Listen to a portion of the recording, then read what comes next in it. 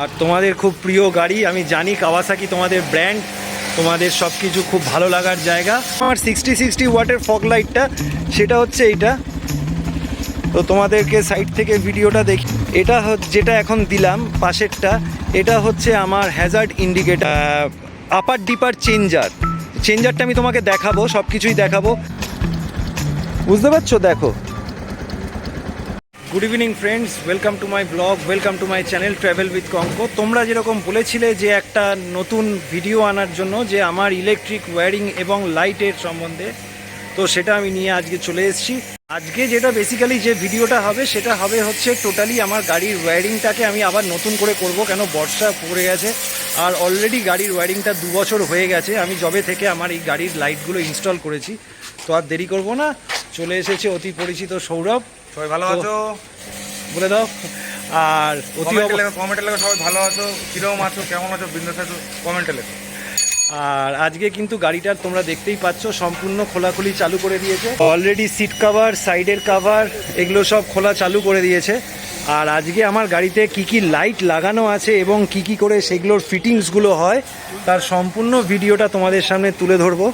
আর তোমাদের খুব প্রিয় গাড়ি, আমি জানি কাওয়াসাকি তোমাদের ব্র্যান্ড, তোমাদের সব কিছু খুব ভালো লাগার জায়গা।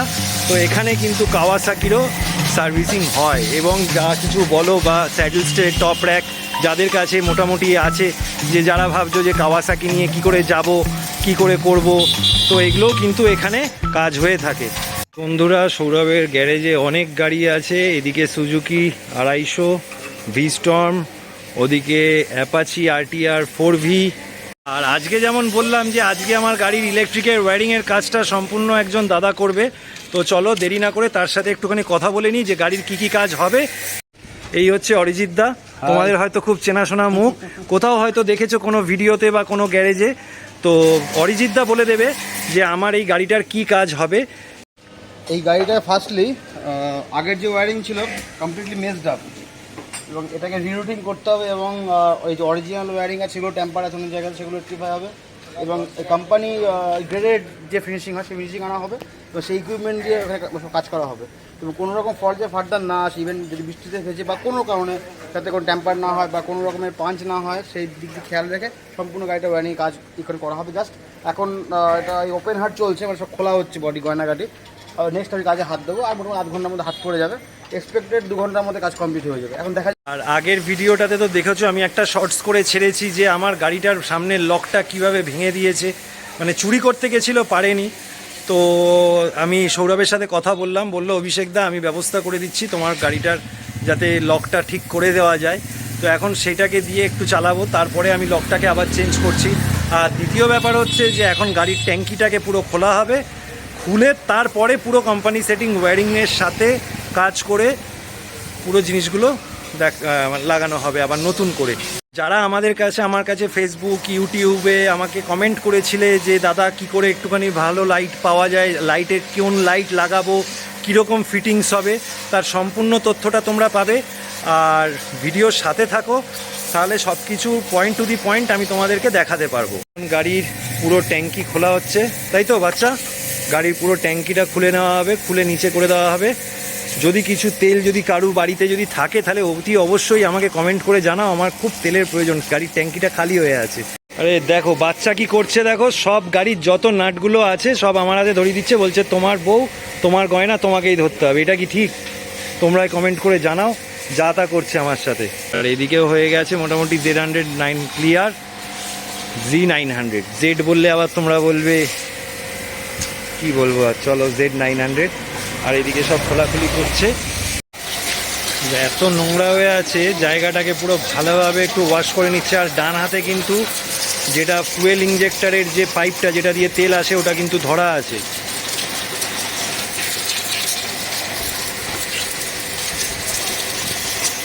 এগুলো কিছুই নাই, নোংরা থাকলে পরে আস্তে আস্তে রাস্টিং আসবে, এবং এগুলো রাস্টিং আসছে তো অলরেডি, এই যে এইসব জায়গাগুলোতে রাস্ট ধরে ফেলেছে। ধুলোটাকে ফুরিয়ে দিলাম, এতে লাইফ বাড়বে। মোটামুটি গাড়িটাকে পুরো এই জায়গাগুলো যেগুলো তো দেখেই ছিলে যে আগে দেখলে পুরো ধুলো ভর্তি হয়েছিল, ওটাকে একটুখানি জাস্ট ভালো করে জল দিয়ে ক্লিন করে নেওয়া হলো। এবার এগুলোকে সব হাওয়া মেরে জলটাকে পুরো বার করে দেওয়া হচ্ছে।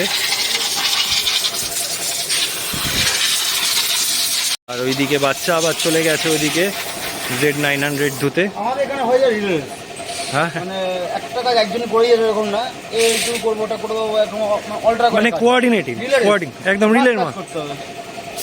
তো ব্যাপারটা খুব ভালো লাগলো। অরিজিৎদা, তুমি তো গাড়ি মোটামুটি চেক করে নিয়েছো, এখন ব্যাপার হচ্ছে যে গাড়িতে কি কি কাজ হচ্ছে কি কি না হচ্ছে একটুখানি ছোট্ট করে আমার বন্ধুদের বলে দাও। ফিল্মে যে আমি ইনস্পেক্ট করলাম, করার পর দেখতে পেলাম এই যে ওয়ারিংগুলো ছিল আগে যেগুলো করা ছিল, একটা কোনো সেফটি ফিউজ নেই কোথাও। ইন কেসে কোনো চার্জার বা কোনো ফগ ল্যাম্প বা কোনো কিছু যদি শর্ট সার্কিট হতো তো টোটাল গাড়িটা ব্রেকডাউন করে যেত। সাপোজ একটা গাড়ি রাইডে আছে, ও রাত্রে বা রাইডিং চলছে, তো মাঝ রাস্তায় গাড়িটা টোটাল। আর আমার কিন্তু বেশিরভাগ রাইডগুলোই, তুমি তো চ্যানেল দেখেছো যে আমার রাইডগুলো কিন্তু বেশিরভাগ রাত্রিবেলাতেই আমি করি। একদম একদম। আর শুধু আপনার গাড়ি বলে না, যে কোনো গাড়ির একটা জিনিস নিয়ম, আমি যখনই স্টক ফিটমেন্টের বাইরে কোনো এক্সট্রা ফিটমেন্ট করছি তো তখন আমাকে মানে প্রপার সেফটির দিকে খেয়াল রাখতে। যদি গাড়ির কোনো কিছু প্রবলেম হয়, যেগুলো আমরা extra fog lamp, extra horn বা ফ্ল্যাশার লাগাচ্ছি বা এমনি মোবাইল চার্জার ইউজ করছি, যদি আর যেগুলো সব হচ্ছে ইলেকট্রনিক্স প্রোডাক্ট, সেগুলো শর্ট সার্কিট হতেই পারে, শর্ট হতেই পারে। একদম। সেক্ষেত্রে যদি কোনো কারণে কোনো কিছু শর্ট হয় বা কোনো ফল্ট হয়, সেক্ষেত্রে আমার শুধু এক্সট্রা ফিটমেন্ট সেকশনটাই অফ হবে। ওয়ারলেস গাড়ির স্টক পার্ট যেটা আছে, যেটা গাড়ির সঙ্গে আসছে, সেই পার্টটা প্রপার রান করতে থাকবে, মানে গাড়িটা আমার চলতে থাকবে, গাড়িটা চলবে, বাদ বাকি এক্সটার্নাল অ্যাসেসরিজগুলো বন্ধ হয়ে সেগুলো অফ হবে, সেগুলো পরে কোথাও চেক করা গেল, টাইম পাওয়া গেল, বাট গাড়িটা আমার চলতে থাকবে।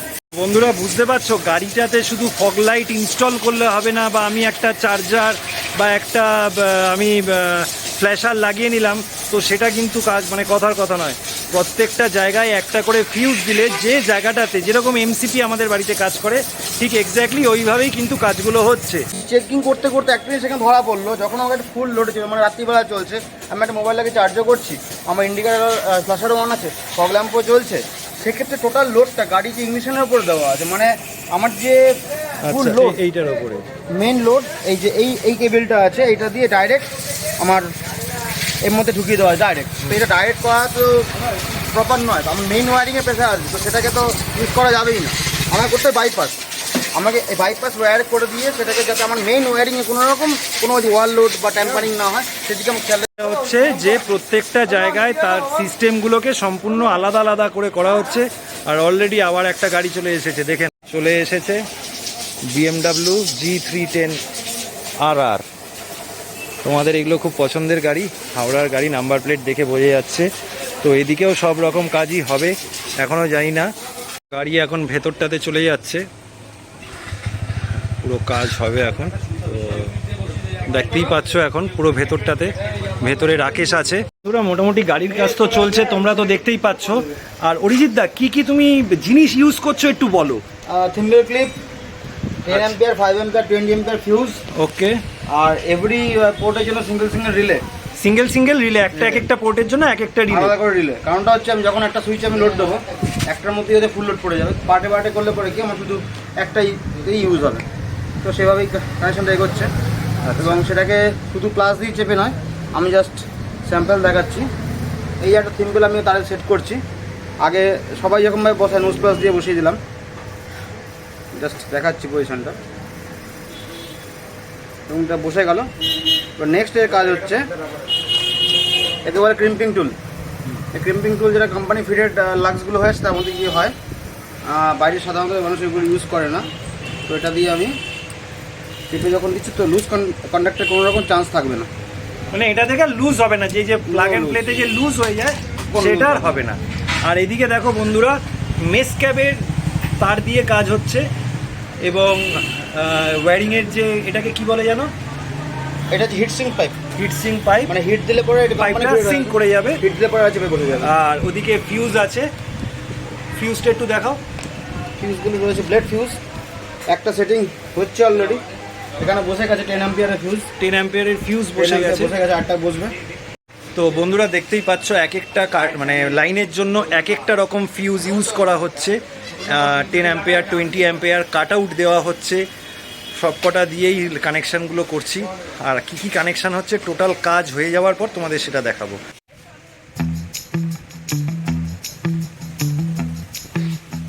রিলে আছে, এটা কি বললে দাদা একবার বলো। এটা রিলে, এটা রিলে, এটা হর্নের জন্য ইউজ হচ্ছে সেপারেট ভাবে, ডুয়াল হর্ন, কারণ ডুয়াল হর্ন ফিটিং হয়ে গেছে। আগে একরকম ছিল, এখন অন্যভাবে ফিটিং হলো। হ্যাঁ। আর এই দুটো হর্নের জন্য একবার লোড দেওয়ার জন্য ইঞ্জিনিয়ার দিয়ে আমার কাজটা করা হবে। ওকে।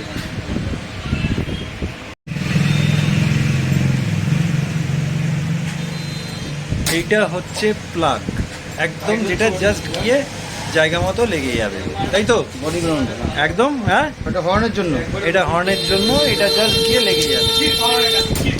এটা বডি আর্থিং চলে গেল, হর্নের বডি আর্থিং, বুঝতেই পারছো তোমরা। তো এটা জাস্ট এই যে সেটটা হয়ে গেল, দেখো ভালো করে। তো বন্ধুরা এখন বাজে হচ্ছে রাত্রি 10:16, এখনও গাড়ির কাজ চলছে।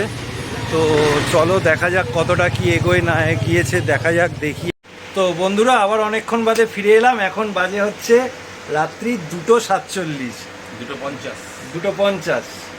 ঠিক আছে, 2:50 হয়তো দেখা যাচ্ছে না, ঘড়িতে ভালো বোঝা যাবে যে 2:47, মানে 3 মিনিট গ্রেস পিরিয়ড। গ্যারেজের ওনার বসে আছে, ওদিকে অরিজিৎদা কাজ করছে। ব্যাপারটা বুঝতে পারছো কোন লেভেলে কাজ হচ্ছে? খুব খুব জটিল কাজ। তো অরিজিৎ অনেকক্ষণ টাইম নিচ্ছে। আমি হয়তো ফ্রেমে নতুন আসছি, তো মানে আজকের ভিডিওটা হয়তো আমি নতুন আসছি। তো অরিজিৎ সকাল থেকে না, বিকেল থেকে লেগেছে প্রচুর কাজ, মানে মানে খুব হ্যাপাজেটলি অনেক কিছু হয়ে আছে।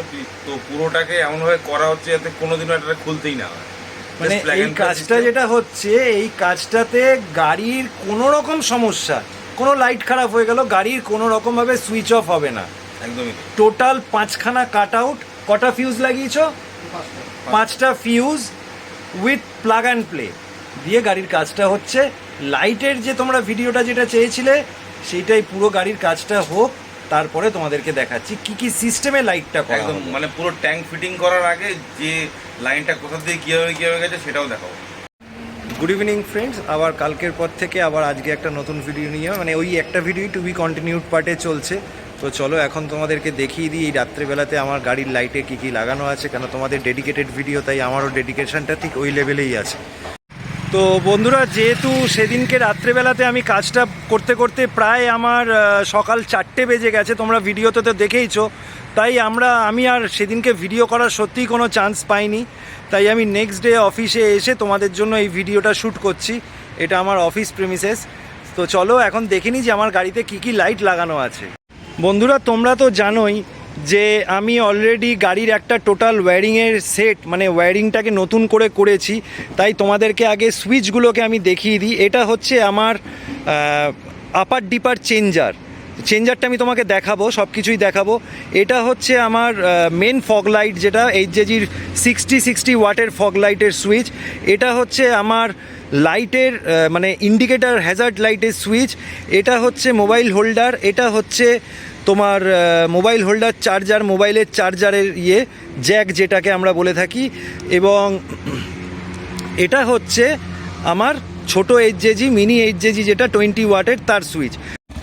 তো বন্ধুরা তোমাদের প্রথম সুইচটা দেখিয়ে দিই, যেটা হচ্ছে আমার 60 ওয়াটের ফগ লাইটটা, সেটা হচ্ছে এইটা।